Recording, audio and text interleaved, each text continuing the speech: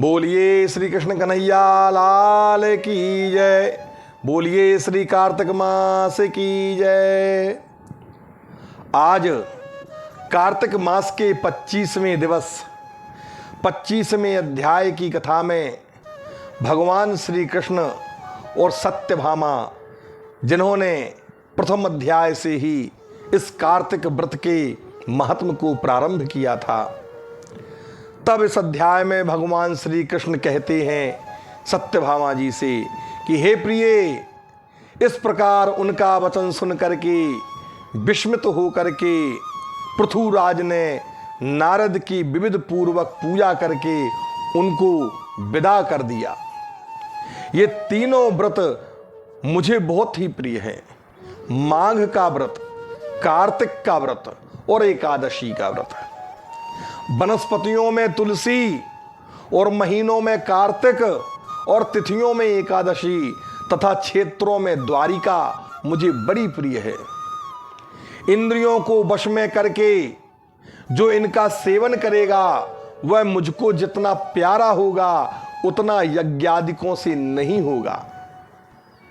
वह पुरुष पापों से भय न करे। हे प्यारी, इन तीनों के सेवन करने वाले पुरुषों के पाप मेरे प्रसाद से दूर हो जाया करते हैं। तब सत्यभामा जी ने कहा कि हे नाथ, जो आपने मुझसे यह बात कही है कि पराये के दिए हुए पुण्य से कलह की मुक्ति हो गई, कलह मुक्ति को प्राप्त हुई, सो बड़े विस्मय की बात है। इस कार्तिक मास का ऐसा प्रभाव है और यह आपको ऐसा प्यारा है कि जिससे स्वामी से द्रोह आदि पाप भी स्नान के पुण्य से दूर हो गए। हे प्रभु, पराया पुण्य देने से ही मिलता है या बिना दिए भी किसी तरह मिल सकता है, सो कहिए। तब भगवान श्री कृष्ण बोले, बिना दिए हुए पुण्य तथा पाप मनुष्यों को कैसे मिलते हैं?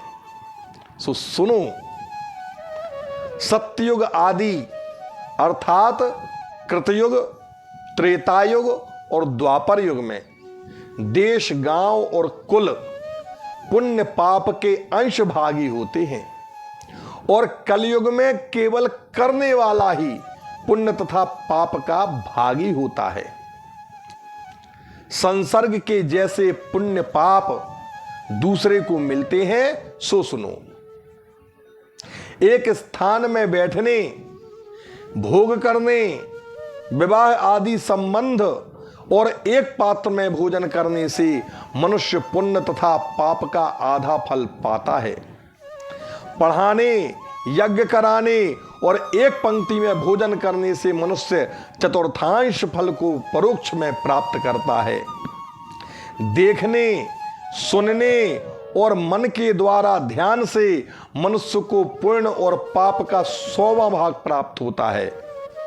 दूसरे की निंदा करने से, दूसरे की चुगली करने से, दूसरे को धिक्कार देने से उसके किए हुए पापों को लेकर के प्राणी अपना पुण्य दे देता है। पुण्य और पाप को करता हुआ जो पुरुष उसकी सेवा स्त्री, नौकर तथा शिष्य के सिवाय दूसरा मनुष्य करता है और उसकी सेवा के अनुरूप उसको कुछ धन न दिया जाए तो वह मनुष्य अपनी सेवा के अनुसार उनके पुण्य के अंश का भागी होता है। एक पंक्ति में भोजन करने वाले मनुष्यों में जो परोसने का उल्लंघन करता है, वह उल्लंघन किया हुआ मनुष्य उनके पुण्य के 6ठे भाग को प्राप्त होता है। स्नान तथा संध्या आदि करते समय कोई यदि किसी से बातचीत करे तो वह करने वाला मनुष्य अपने शुभ कर्म का 6ठा भाग उसे दे देता है। जो पुरुष धर्म के निमित्त दूसरे मनुष्य से धन की याचना करता है तो दाता उसे देकर कर्म फल को प्राप्त होता है। पराया द्रव्य हरण करके जो कोई पुण्य करता है तो कर्म करने वाला पाप का भागी होता है और धन देने वाले को कर्म का फल मिलता है।